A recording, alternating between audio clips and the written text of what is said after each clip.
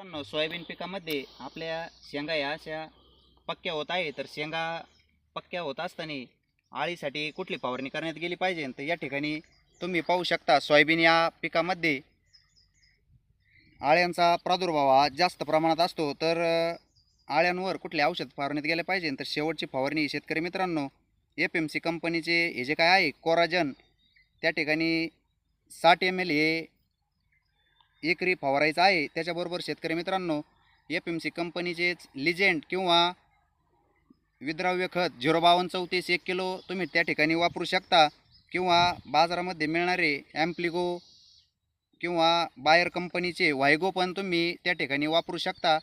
आळीसाठी अतिशय जबरदस्त असा रिझल्ट कोराजन कंपनीचा आहे. आळी गेल्यानंतर आपल्या उत्पन्नात त्या ठिकाणी चांगल्या प्रकारे वाढ होणार आहे. अतिशय प्रभावी असं हे औषध आहे.